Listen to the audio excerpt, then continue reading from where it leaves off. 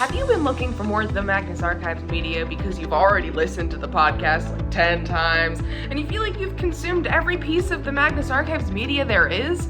Well, boy, do I have something for you. Us podcast fans love long-form listenable media, huh? This will be episode 1 of 5 of breaking down each individual season of the Magnus Archives. Just for fun, I've already done an overview of the whole series, so if you want to watch that, I'll link it at the end of my video and in the description. But this will be episode 1 of 5 of the seasons of Magnus Archives. Plus, this kind of gives me an excuse to listen to the entire podcast again.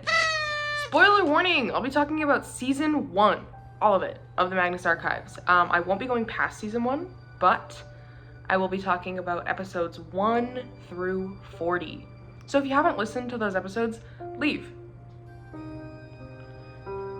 If you don't leave, it's not my fault. I warned you.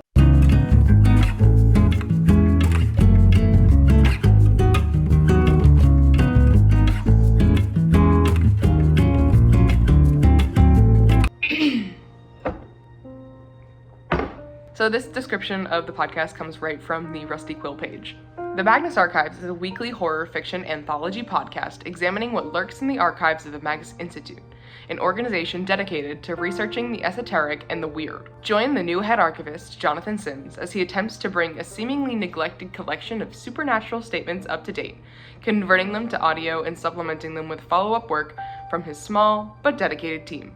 Magnus Archives is a 200-episode-long horror podcast based in London, England. It follows the head archivist on his journey to fix up the archives after his predecessor, Gertrude Robinson, left it a mess. John works with his 3 assistants, Martin Blackwood, Tim Stoker, and Sasha James, as they work together to record and file away the paranormal contents of the archives. I believe the first season has the smallest production budget, but it is so incredible still.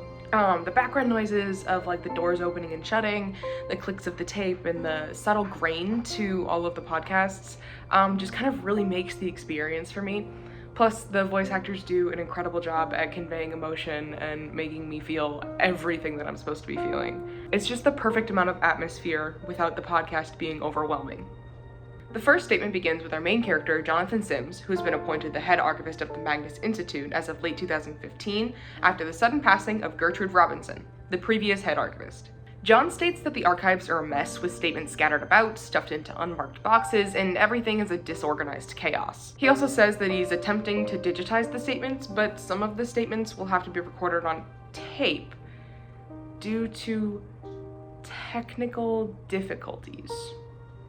John also has 3 assistants that are working with him in the archives. I previously mentioned them, Martin, Tim, and Sasha. John doesn't seem to trust Martin to do his job, and he constantly, in the beginning of the series, is making remarks about his laziness and inability to get work done. John also sometimes complains about Tim's sassiness and attitude, but it doesn't seem to be as much as he complains about Martin. Sasha's been working for the Institute for a while, with Tim and Martin, and doesn't know why John got the job over her, because she's more qualified. Tim's kind of like the funny guy jokester. He's like a little diva. He's flirty. The fandom has kind of dubbed him the sexy office guy. He doesn't exactly respect John, but he doesn't disrespect, he's just a diva. He's got charm, pizzazz. And Martin is a sweetie. He's a tea-loving, soft-spoken little guy, and John thinks he sucks, which is really rude in my opinion. In this season, there's also Elias Bouchard. He's the head of the Magnus Institute, big boss man. He's kind of quiet and doesn't get the most airtime, but he's pretty relevant. Jane Prentice is the big bad. She is brought up a lot, and eventually she attacks the Institute. Michael Crew is also mentioned more than once, and it seems to be kind of important because of that. And then there's Michael, the distorted man. He seems to be on the same level of scary monster that Jane Prentice is, just in a very different way. Jared Hopworth also seems pretty important, I think. He has one of those Leitner books at this point, so I would classify that as important. Gertrude Robinson is also pretty important this season. Well, we'll get into that. All right, so let's get into the main story. The most important episodes, kind of talk about the plot a little bit. Let's go. The first like 16 or so episodes are pretty standalone. They don't really need anything else. And they don't necessarily rely on each other in order to build the story. Rather, some of these episodes will be built off of later and like referenced. Don't get me wrong, amazing stories. They're just gonna be referenced later, so I don't feel like I need to talk about them as much. Episode 17 is a standout to me. I remember when I first listened to the series, I was like, oh, Michael Crew. I feel like I've heard that before. I couldn't exactly put my finger on it, but I was like starting to make those little connections with the recurring names. Big names to note by episode 20 are Maxwell Rayner, Michael Crew, the Lucas family, and Leitner, and probably Jane Prentice too, I think. At this point, John's a little skeptical of the connections between the statements, but he's still dismissive of certain aspects, such as in episode 19 and 20, where John specifically states that not every action of the priest matched up with his hallucination. Like, dude, come on. Episode 26 is a big one, so we're gonna talk about it. Sasha doesn't really think that Jane Prentice could be that big of a threat, because Martin survived her, which, like, ouch. First of all, he can defend himself.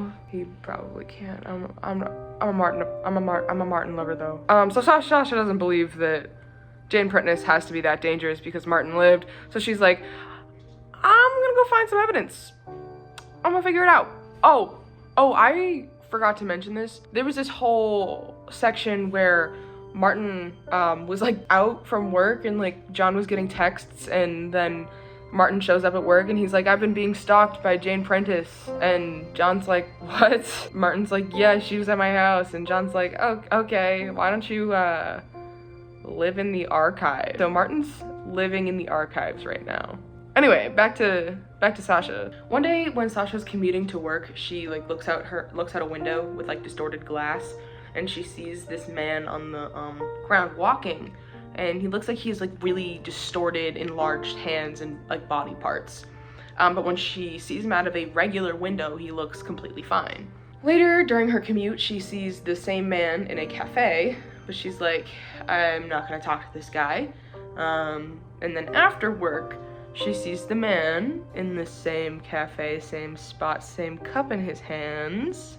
And the cafe is not supposed to be open at this time. And she's like, maybe I should talk to this guy. I feel like he's not normal. So she like reluctantly kind of complies and like goes inside after he like beckons her in. When she asks who he is, he introduces himself as Michael. Sasha suspects that he might be lying about his name, and she also doesn't think that he is entirely human. Michael claims that he wants to help Sasha, but like remains vague about the specifics. When he's questioned about Prentice, he cryptically like suggests that Sasha's unaware of the true situation. Sasha also makes a note that he has sharp hands. I don't remember why, I just wrote that down. Michael's like, okay, meet me at Hanwell Cemetery if you want to save your colleagues, John, Martin, and Tim. And Sasha's like, why, what, he knows my coworkers' names. That's weird. I should probably meet him in the cemetery. He seems like he knows what's up. She meets him at the cemetery. He guides her to this abandoned pub, and she sees this guy who's just like filled and covered with worms. Like, I mean, like unrecognizably gross, like silver worms. In a moment of like desperation, Sasha like sees a fire extinguisher and she just like shoots the CO2 at the worms, and it kills the worms. So she doesn't like die, like she lives, which is awesome. The guy who was covered in all the worms is like later identified as Timothy Hodges, who was a previous statement giver from episode 6. He was the guy who was like, I burned down my flat, whatever. I slept with a lady who said she was you know, that one. Sasha discovers this when she's like rooting through his wallet because she's like, who is this guy? And she finds his driver's license. Sasha gets bit by a worm and it's like digging into her, but luckily, Michael removes it. He reaches in and grabs it and takes it out. Moments after, she turns around and Michael and Hodge's body are gone, leaving her shocked. Then she goes back to the Institute to give her statement to John. This is kind of where the paranormal events become undeniable. These statements may be a little bit more real than our archivist is inclined to believe, and things are getting weirder by the second. Episode 32 is the statement of Jane Prentice herself. And it's weird. Her connection to this hive is almost religious and loving. The way that Jane talks about the itching in her soul while talking about this wasp's nest draws this creepy feeling onto me and makes me feel like I'm covered in bugs.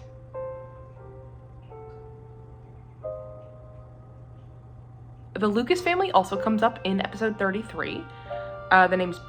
The name Peter Lucas specifically is mentioned. The name Gerard keeps also coming up, sometimes specified as Gerard Key, I don't know, British. Tim also brings up Robert Smirk and how he's an architect known for more reports of like the supernatural than others. Apparently, after Smirk retired, he would be associated with many strange cults, and he would volunteer to help design churches and church buildings, but he never got the chance to. Episode 38, post statement. John kills a spider, breaks a shelf by accident, knock a hole in the wall. The hole reveals a tunnel with worms? It's worms everywhere. Quick side tangent. The first time I listened to the end of episode 38, the beginning of episode 39, I was driving on the highway in my car, and I wasn't expecting this.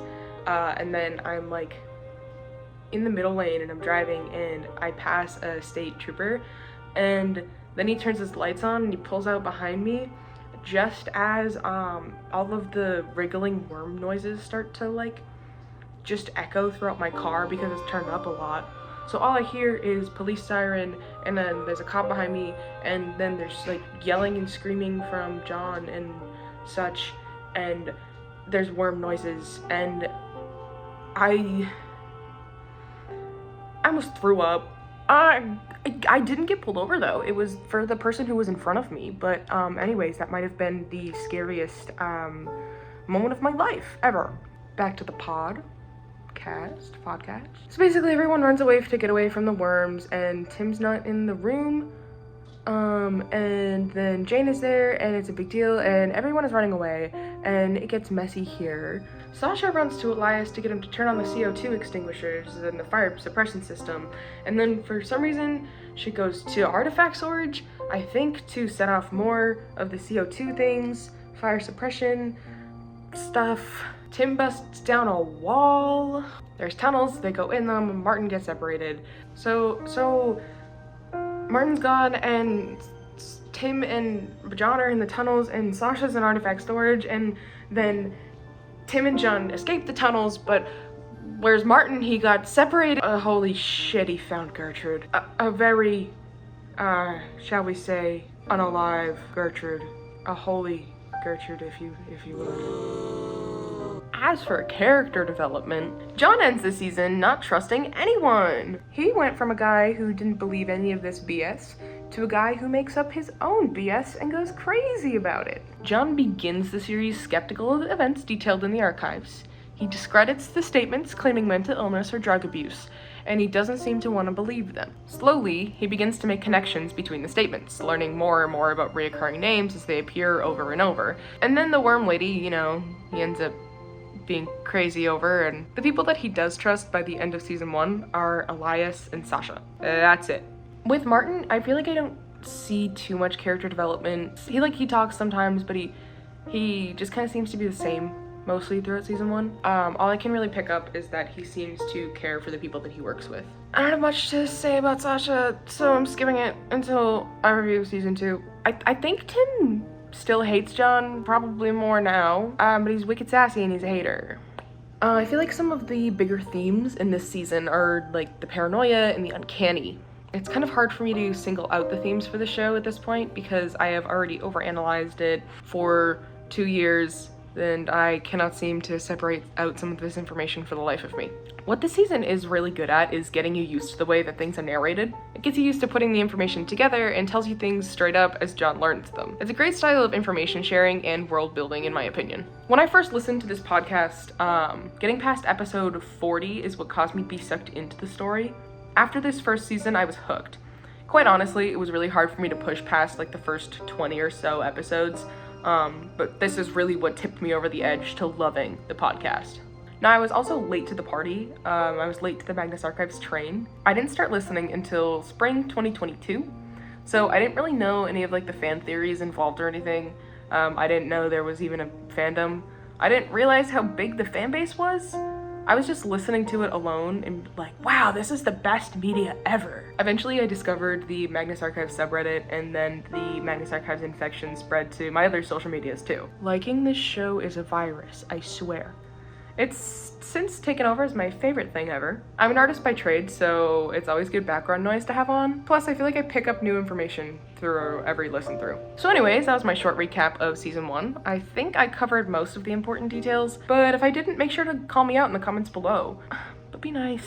I'm fragile. I'm also gonna link my sources in the description so you can look through them if you want. Also, big shout out to Shaka University. I used your PowerPoint to keep my head on straight and on track while I was figuring this out. I found it from a YouTube video. I'll link the video in my citation list. I will be making a recap of every season, hopefully, if I can keep myself focused long enough. So stay tuned for those. I have started writing the second script.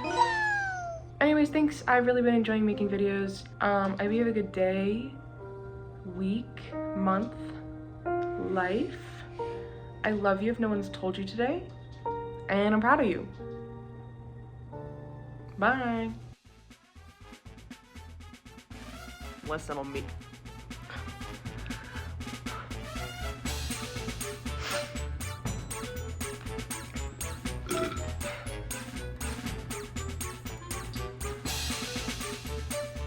In a moment, what?